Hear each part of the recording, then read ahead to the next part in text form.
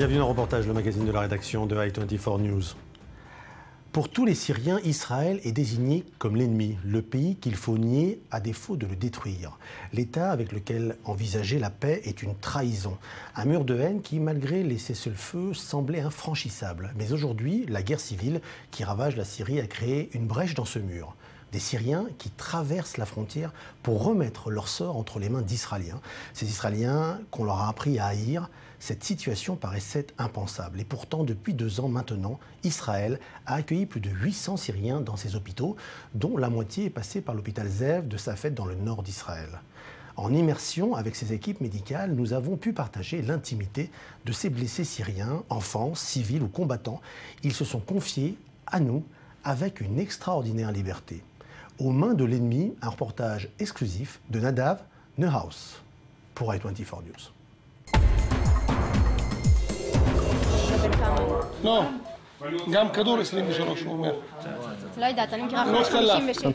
J'avais peur de venir ici. Parce que je suis en Israël. Pour nous, c'est un pays ennemi. Encore un peu, s'il vous plaît. Certaines personnes que nous soignons, au bout du compte, déclarent ouvertement vouloir nous exterminer.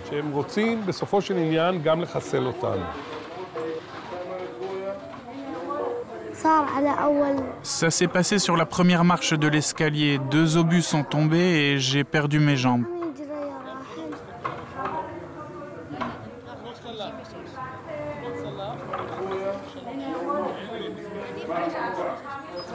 Après la guerre de 1973, Israël et la Syrie ont accepté un cessez-le-feu sous l'égide des Nations Unies. Pendant toutes ces années, le calme régnait sur le plateau du Golan, jusqu'à ce que la guerre civile en Syrie s'étende jusqu'à la frontière.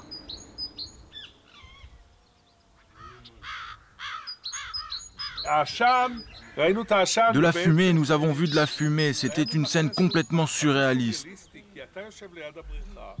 Vous êtes au bord de votre piscine, en train de vous détendre, et à 20 km de vous, des gens se battent et perdent la vie.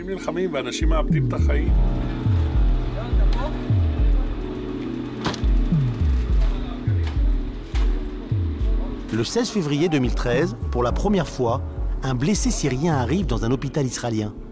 C'était dans le service de traumatologie de Dodi, à l'hôpital Ziv à Sfat. Une surprise pour tout le monde. Depuis, c'est devenu une routine.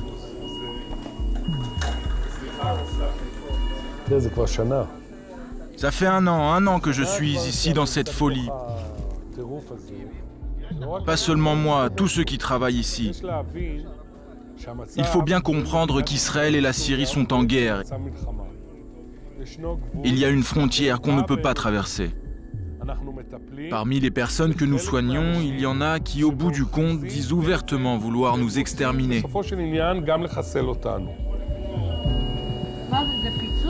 Non, des tirs, ils l'ont touché aux jambes.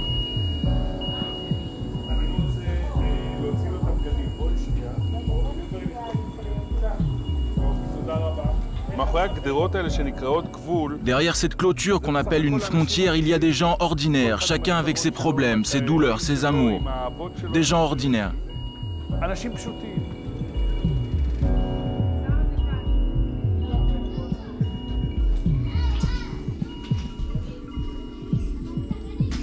Une partie des patients soignés à l'hôpital de Ziv sont des enfants. Des enfants victimes de la guerre, comme Sami, un garçon de 10 ans, arrivé ici avec son cousin et sa grand-mère. On était assis sur le toit quand le bombardement sur Jassim a commencé. Ma grand-mère a commencé à nous dire « Descendez, descendez ». On ne l'a pas écouté, on lui a répondu « Tout ce que Dieu veut qu'il nous arrive va nous arriver ». Il y a eu 4 missiles. 2 sont tombés sur notre maison et 2 autres sur celle des voisins.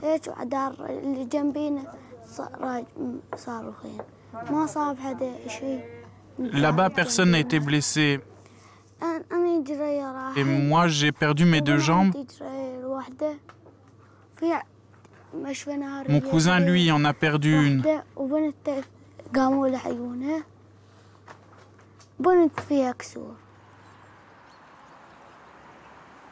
Des proches de Sami ont déjà été soignés en Israël. Il n'a donc pas été surpris ni effrayé lorsque des soldats de Tsahal sont venus le récupérer après que ceux de l'armée syrienne libre l'ont déposé à la frontière.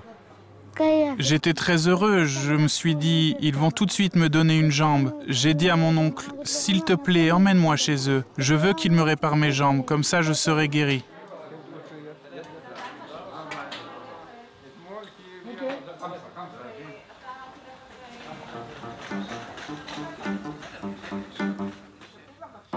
Pour s'occuper de ses enfants, l'équipe hospitalière compte sur un personnage un peu spécial. Il joue un rôle important dans le traitement, aussi important que celui d'un médecin. Je suis né clown, pas clown hospitalier, mais je suis clown. J'ai été clown toute ma vie. Johnny et les enfants parlent la même langue. Souvent, c'est lui qui, le premier, arrive à communiquer avec eux. Un jour, 2 fillettes syriennes gravement blessées sont arrivées à l'hôpital. Elles étaient en état de choc et ne voulaient parler à personne.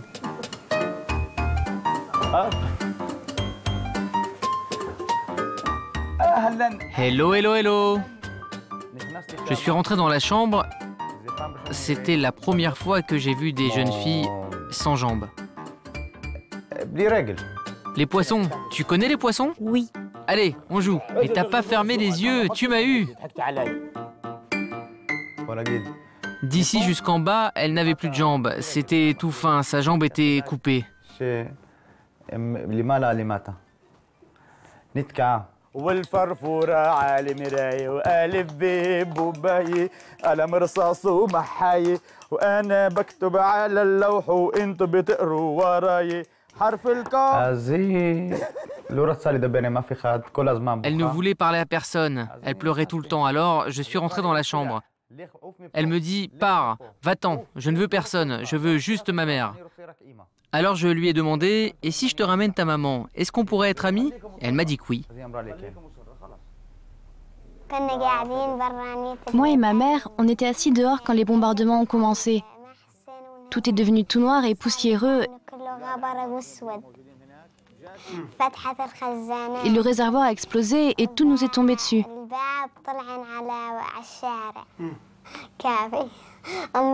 Ma maman a rampé dehors et a commencé à crier.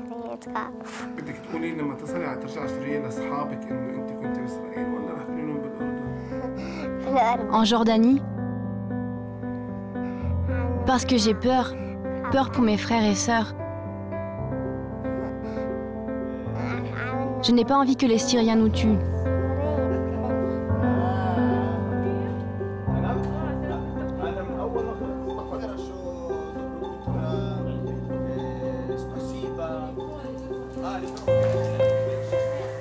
L'hôpital de Ziv n'accueille pas seulement des enfants et des victimes civiles. Un service spécial prend en charge un autre type de blessés, les combattants, quel que soit le camp pour lequel ils se battent. La police militaire israélienne sécurise ce service et nous n'avons pu rencontrer Mohamed, un soldat de l'armée syrienne libre, que pendant ses soins. Son arrivée en Israël n'a pas été facile pour lui.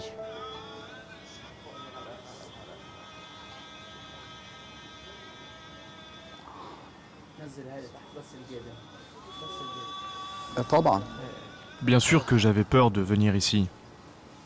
Le régime nous dit constamment que les Israéliens sont nos ennemis et des trucs comme ça.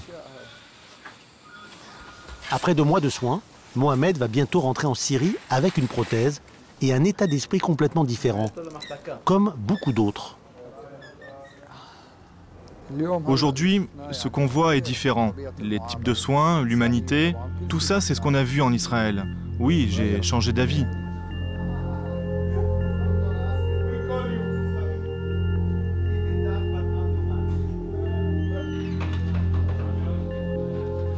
Pour la majorité du personnel médical, les Syriens sont des patients comme tous les autres, qui ont besoin d'aide. L'idéologie politique n'a pas sa place à l'hôpital.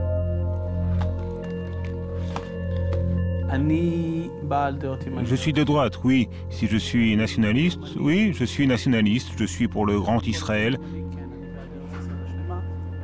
Je suis pour étendre la souveraineté de l'État d'Israël à tous les territoires. Je suis pour tout un tas de choses qui ne sont pas bonnes à discuter ici.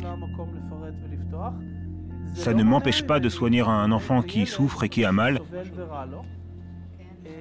Et à ce moment-là, comme je l'ai dit dans le passé, je ne le vois pas comme un ennemi. Ça, c'est un bonus pour moi. Je ne soigne pas l'ennemi, je soigne un enfant. Avidan est un infirmier du service pédiatrique. Il vit sur le plateau du Golan, à quelques kilomètres à peine des villages syriens, d'où ses enfants viennent. Je ne pensais pas que des blessés de là-bas viendraient jusqu'ici. Il y a une guerre de l'autre côté de cette frontière qui est fermée depuis des années. À part des pommes, presque rien ne passe. Tant que la guerre civile fera rage, ces équipes médicales continueront de sauver des blessés syriens. En sauvant des vies, elles continueront de prouver que derrière le masque de l'ennemi, il y a un homme, insemblable.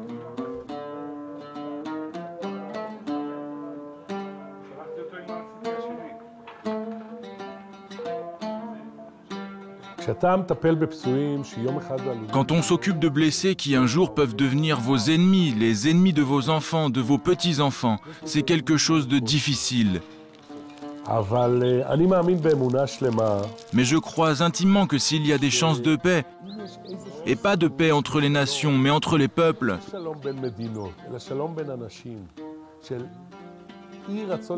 un non-désir de guerre, comme j'appelle ça, je crois que tous ces blessés qui sont passés ici et dont on a pris soin ont compris, au fond d'eux, que de l'autre côté, nous sommes les mêmes.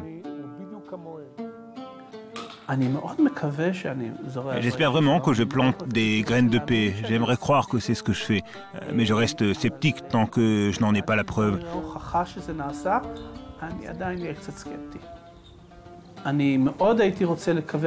J'aimerais vraiment espérer et croire que cet enfant grandira et se rappellera ce qu'on a fait pour lui. Ce n'est pas important qu'il se rappelle les détails des gens, mais qu'il se rappelle de ce qu'on a fait et combien on y a mis d'énergie et de cœur, et qu'il ne fera pas ça. Et s'il se met dans une situation où il doit le faire, où il en reçoit l'ordre, eh bien j'espère que ses souvenirs l'arrêteront. Ce qui entre dans mon cœur, il reste pour toujours. Je pense à eux tout le temps.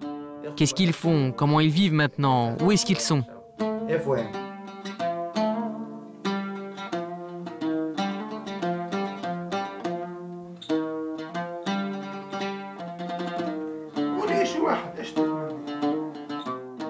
Quand Bachar tombera, je pourrai aller à l'école.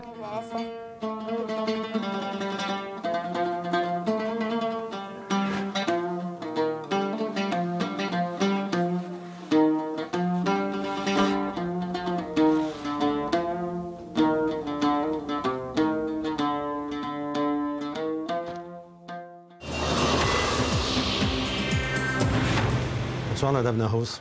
Vous avez réalisé pour I24 News ce très beau reportage étonnant. Comment avez-vous réussi à avoir l'accès libre dans cet hôpital? Ce n'a pas été facile d'obtenir cet accès à l'hôpital. J'ai travaillé dessus pendant plusieurs mois, mais la réponse était toujours non, non et non. Et je crois que c'était dû à plusieurs raisons. La première, parce que les Israéliens ne voulaient pas prendre parti, ni pour le régime, ni pour les rebelles. Et je pense que c'était aussi parce qu'ils étaient inquiets pour la sécurité des patients qui arrivaient. Parce que pour eux, retourner en Syrie, avec des gens là-bas qui pourraient savoir qu'ils avaient séjourné en Israël, un pays ennemi, ce serait comme une condamnation à mort pour eux. Ils ne survivraient pas à ça. Donc au début, c'était non, non, non. Et puis un jour, ils m'ont dit oui. J'ai dit si c'est oui, alors je veux que les portes me soient ouvertes, que toutes les portes me soient ouvertes. Je ne viens pas pour un jour, je viens pour une semaine, 2 semaines pour le faire. Je me suis donc rendu sur place, mais en fait, ça n'a pas été facile.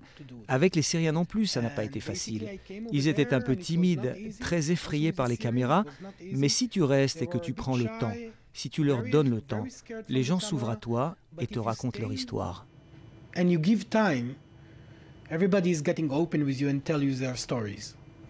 Évidemment, vous avez dû cacher, on le comprend, les visages de ces patients. Est-ce que l'équipe médicale reste en contact avec elles?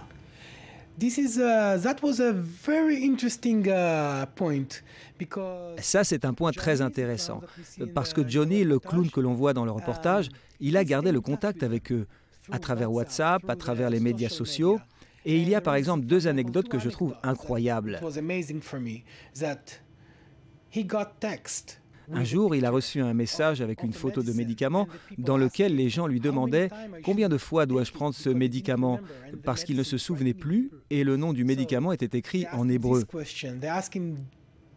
Il lui pose des questions, toutes sortes de questions, et il reste en contact avec eux tout le temps.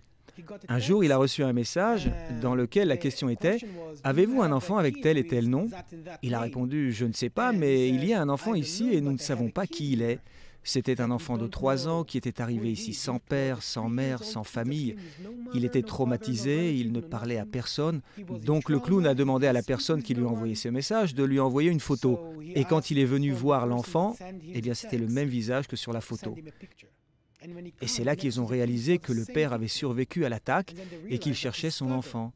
Et que son fils avait atterri dans un hôpital israélien. Il avait perdu la jambe. Ils l'ont soigné et ils l'ont renvoyé là-bas en Syrie où il a pu retrouver son père. Et aujourd'hui, ils sont toujours en contact, tout le temps. Nadav, lorsque ces patients quittent l'hôpital, y a-t-il une chance pour qu'ils partagent cette expérience de l'autre côté? Je ne sais pas s'ils l'évoqueront et s'ils en parleront ouvertement, mais je suis sûr que la famille est au courant et que ça se saura. Ou comme un docteur le dit, ils plantent des graines de paix. Donc ils espèrent que quelque chose de bien va en sortir. Et je suis sûr que les gens autour sauront et que l'histoire circulera. Merci Nadav Nehoros. Merci. Je vous retrouve la semaine prochaine pour un nouveau numéro de reportage, le magazine de la rédaction de i24 News. Au revoir.